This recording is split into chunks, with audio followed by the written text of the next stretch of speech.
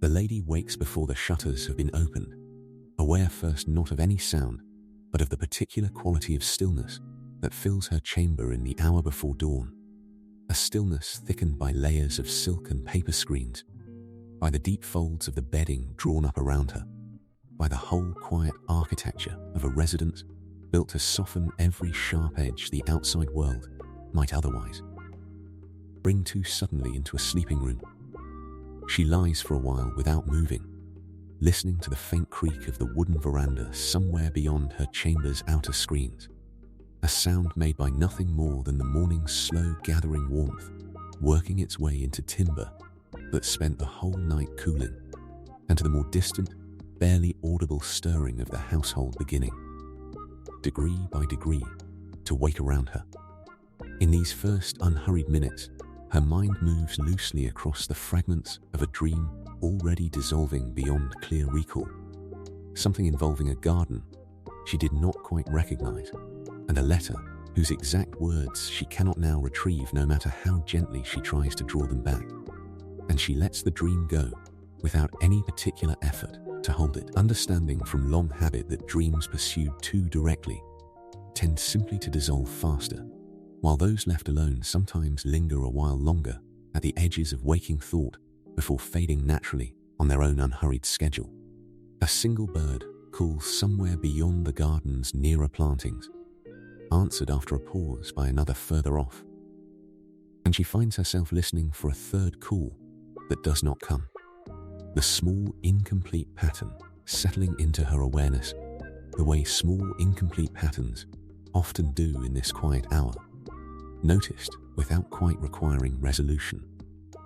Her chamber is modest in size, but rich in its accumulated small comforts, a low writing table pushed to one side, its lacquered surface catching what little grey light filters through the wooden shutters, a scattering of paper, brushes, and inkstone left exactly where she set them the previous evening, after abandoning a letter she had not, in the end, felt satisfied enough to send. Layers of folded robes stacked along the chamber's far wall, their colours, even in this dim light, arranged with the particular care that governs nearly every visible surface of her life, since a poorly chosen combination of colours is understood in this world to reveal, as clearly as any spoken word could, a carelessness of spirit that no one of any real refinement would wish to display. She listens for a while longer to the sound of the garden beyond her screens, a sound composed mostly of small movements rather than any single distinct noise, a light wind working through the leaves of a maple planted near her chamber's southern side, the occasional soft call of a bird not yet fully committed to the day, the faint, almost imagined suggestion of water somewhere beyond the garden's nearer plantings, a small stream diverted deliberately through the ground specifically so that its sound might reach exactly this kind of quiet inhabited space, offered as a modest daily gift from whoever designed this residence, long before she herself ever came to live within it. When she finally sits up, she does so slowly, her long hair unbound through the night, and now spilling well past her waist across the bedding, requiring its own careful attention before she can properly begin her day. And she spends a considerable unhurried interval simply working a wide-toothed comb through its full length, section by section, feeling the particular cool weight of it shift across her shoulders and back with each slow stroke. This is not merely practical grooming. Her hair is understood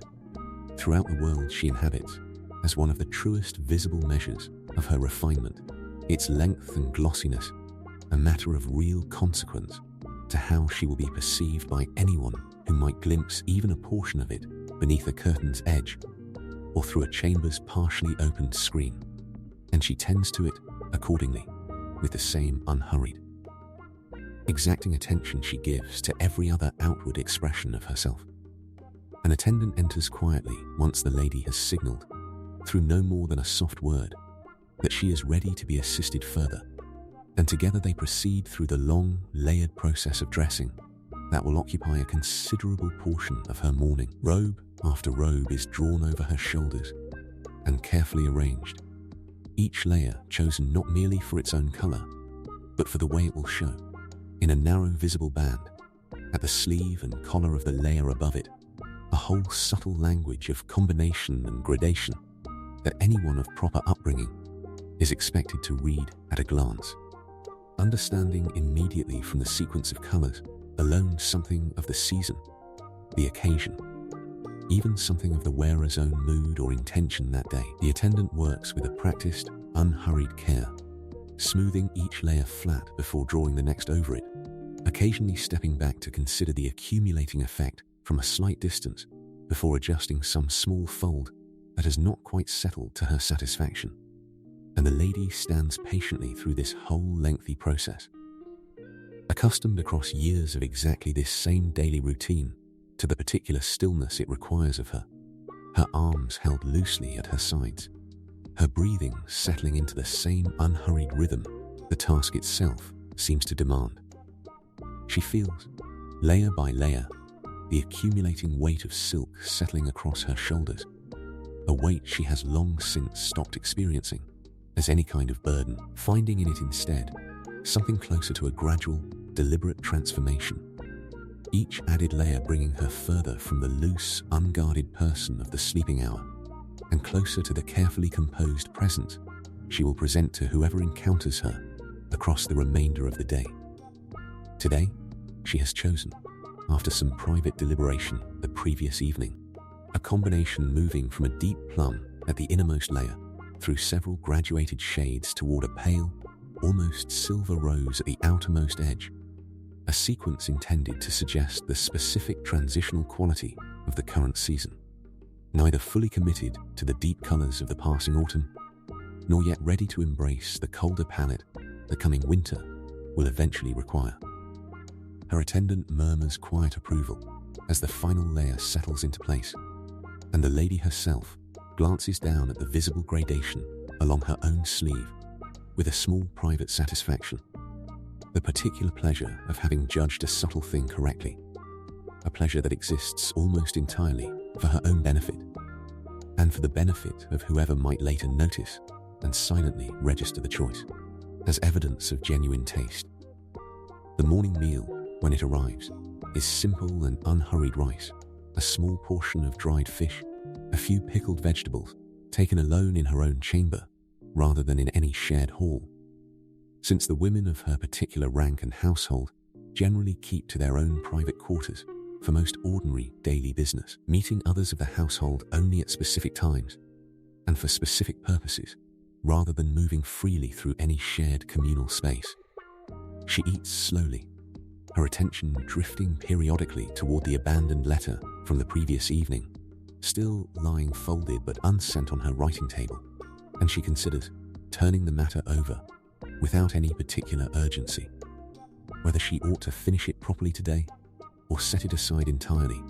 and begin fresh should the impulse to write ever return with better result. Correspondence occupies a significant portion of her days, as it occupies the days of nearly everyone of her rank and situation, and the crafting of a single letter, however brief, involves considerations that extend well beyond its literal content, the particular shade and quality of paper selected to suit the season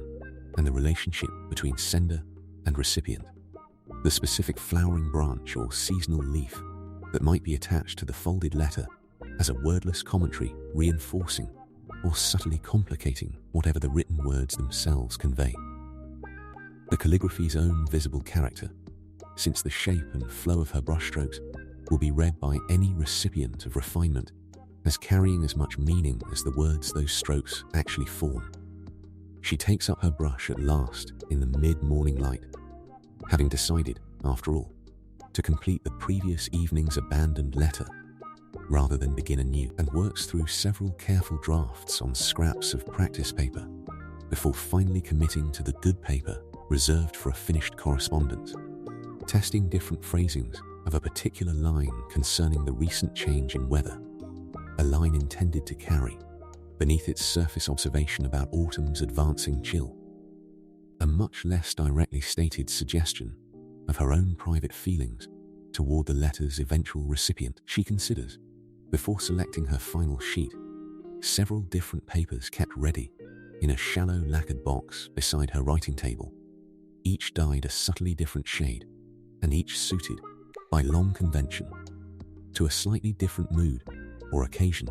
a pale grey lavender that might have suited a more melancholy sentiment, a warmer ivory that would have felt too plain for what she intends tonight's letter to convey, and finally, a soft, muted rose brown that strikes her as carrying exactly the right quiet warmth. Without overstating anything her words themselves have not yet earned the right to state directly. She holds this final choice up briefly to the window's grey morning light, checking that no flaw mars its surface, before setting it before her and beginning, at last, the actual careful work of committing her tested phrases to their final form. Her brush moves slowly across the paper's surface, each character shaped with the particular attention she brings to every visible expression of herself, conscious throughout of how the finished calligraphy's own rhythm and flow will be read by any recipient of true refinement, as carrying nearly as much meaning as the words themselves, a slightly hurried stroke here, suggesting genuine unguarded feeling, a deliberately measured, even spacing there, suggesting careful composure, the overall visual character of the finished page, destined to be studied nearly as closely as its content. She pauses once, midway through, dissatisfied with the particular curve of a single character, and rather than allow the imperfection to stand, sets the sheet aside entirely and begins again on a fresh paper of the same careful chosen shade, unwilling to send anything less than a version she can regard, on reflection, as genuinely representative of her own best effort. This kind of doubled meaning, said without quite being said, forms the very texture of nearly all communication within her world, and she has grown, across years of practice, genuinely skilled at constructing sentences that will reward a careful, sensitive reading while remaining, to any less attentive eye, nothing more than an ordinary remark about the season. Once satisfied with the final phrasing, she selects a small spray of chrysanthemum from a modest arrangement kept in her chamber specifically for this purpose, its petals just beginning to show the particular deepening color that marks the flower's most admired stage, neither too fresh nor too far past its best moment, and folds it carefully into the letter itself before summoning an attendant to see it properly delivered. There is a quiet satisfaction in this completed small task, disproportionate, perhaps, to its outward modesty, but entirely proportionate to the amount of careful attention that produced it, and she allows herself a few unhurried minutes afterward, simply sitting with that satisfaction, before turning her attention toward the remainder of the morning's business. The middle hours of the day bring a visit from one of her closest companions among the household's other women, and the two of them settle together on cushions near the lady's own veranda, a low curtain of state drawn partway to soften the light without fully obscuring the garden view beyond it, and pass a considerable stretch of time in the kind of unhurried, wide-ranging conversation that forms one of the genuine pleasures available to women whose days otherwise unfold within fairly narrow physical boundaries. Her companion arrives trailing the faint scent of her own preferred incense blend, distinct enough from the lady's own that the two fragrances briefly mingle in the air between them before settling into an easy, complementary presence, and the lady notices, as she often notices, how much of their friendship's particular texture is carried in these small sensory details. The specific scent one has come to associate with a specific person's company, as distinctive in its own way as a voice or a particular turn of phrase. They discuss, among other things, a recent evening's music at another household nearby, one woman's opinion of a particular gentleman's handling of his own recent correspondence, a shared amusement over a mutual acquaintance's overly elaborate choice of incense blend for an occasion that, in both their judgments, called for something considerably more restrained. Her companion mimics, with an unkind but genuinely funny precision, the acquaintance's habit of praising her own compositions rather too readily before anyone else has had the chance to offer an opinion. And the lady laughs despite herself, covering her mouth with one sleeve in the reflexive gesture such laughter always produces, aware even as she does it of how completely her companion's company allows her to set aside, for this one unguarded hour, the more careful composure that governs nearly every other portion of her day. This last topic occupies them for some while, since the blending of incense is itself a serious accomplishment among women of their circle, each preferring her own particular combination of aromatic woods and resins, closely guarded and carefully modified season by season. The finished scent, understood as another complete expression of personal character, every bit as revealing as handwriting or choice of dress. The lady's own preferred blend, developed and refined over several years, leans toward a deep, warm base with only a faint sweetness layered above it, a combination she considers appropriately dignified without tipping into anything ostentatious. And she and her companion spend a pleasant while comparing notes on which particular proportions produce the most satisfying result once the incense has been properly burned and allowed to fill a room. Their conversation drifts eventually toward poetry, as conversation among women of their circle so often drifts, one recalling a particularly striking verse exchanged recently between two acquaintances whose courtship has become, in recent weeks, a matter of considerable quiet interest throughout their wider social world. The specific turn of phrase in the lady's reply, considered by both women, present to have shown remarkable skill in its layered allusion to an old poem neither man nor woman had directly named, but which any properly educated reader would recognize immediately beneath the surface of the new composition. This kind of literary reference, woven seamlessly into the texture of ordinary correspondence, functions as one of the primary currencies of status and refinement within their world,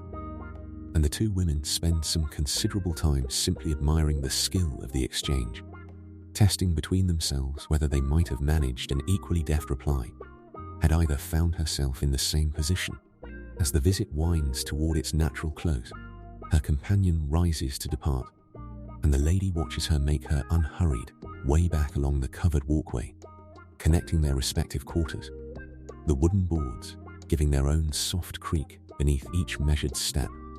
before turning her own attention back toward the quieter remainder of the afternoon. She spends a portion of this time with a hand mirror and a small selection of cosmetics, attending to her complexion with the same unhurried care she gives every other visible aspect of her presentation. And though no one beyond her own attendants will likely see her closely enough today to appreciate the finer details of this attention, she has long since come to understand the practice as much for her own private satisfaction as for any external audience,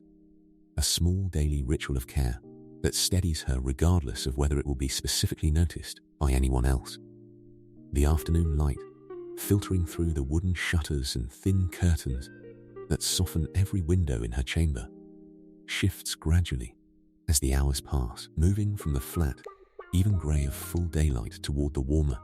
more golden slant that signals the day's slow decline. And she takes up a hand scroll for a while in this changing light, reading slowly through a familiar tale she has returned to many times before, pausing occasionally to reread a particular passage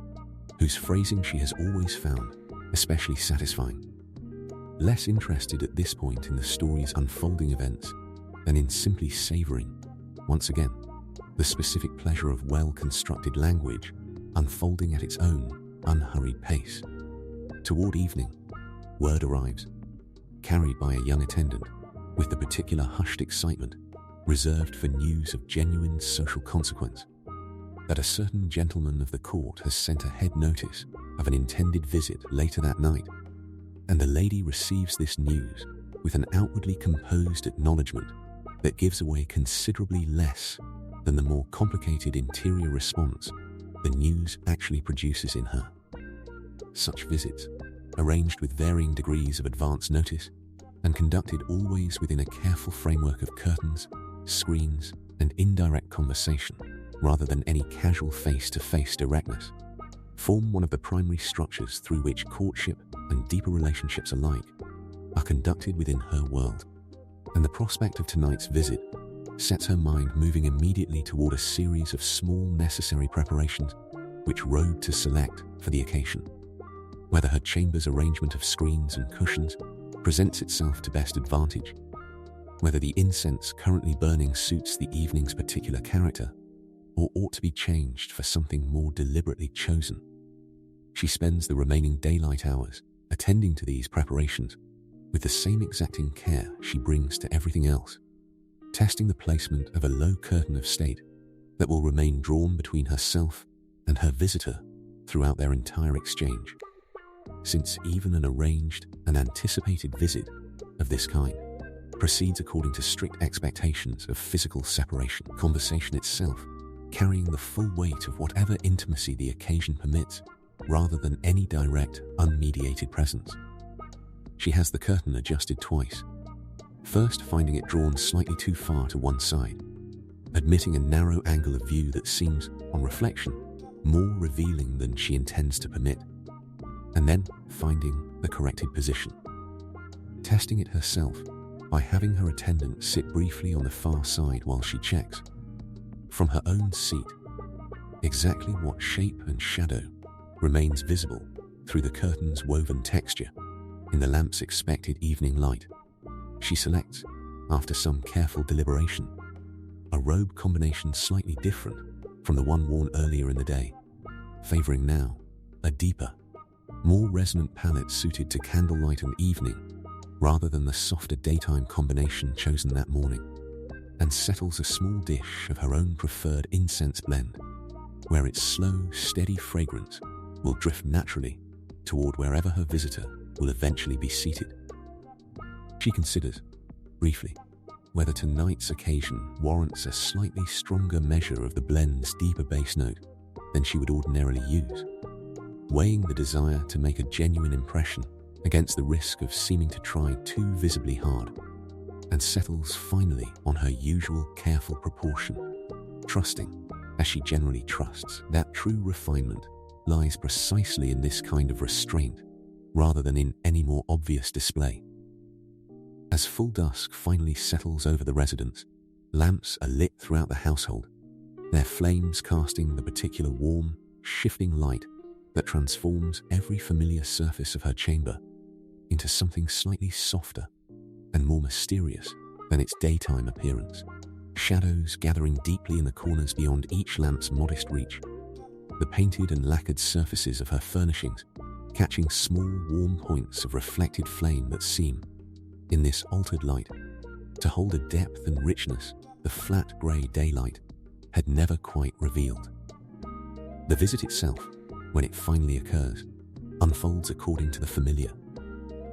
carefully bounded rhythm. Such occasions always follow her visitor seated beyond the drawn curtain of state,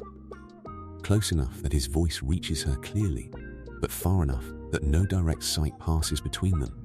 beyond the faint suggestion of shape and movement visible through the curtain's woven texture, their conversation proceeding through a slow, deliberate exchange of careful phrases, allusions, small testing observations about the season, or a recently exchanged poem, each remark weighed as much for what it withholds as for what it directly states. He opens with a light remark about the difficulty of finding his way through the garden's darker corners on his approach, a remark that carries, beneath its surface, a small implicit compliment about the trouble he was willing to undertake to reach her at all, and she answers in kind, expressing a measured concern for his safety on the walk that carries its own small undertone of pleasure at having been sought out with such evident care.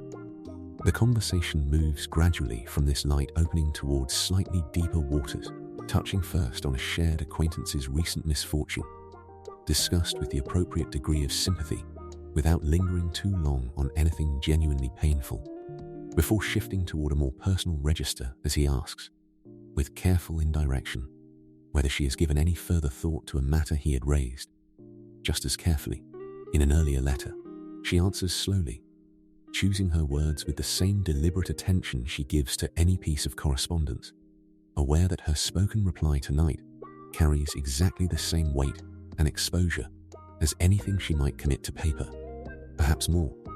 since there will be no opportunity to revise a spoken phrase once it has left her lips, the way she might revise an unsatisfactory line of writing. She finds, as the conversation deepens,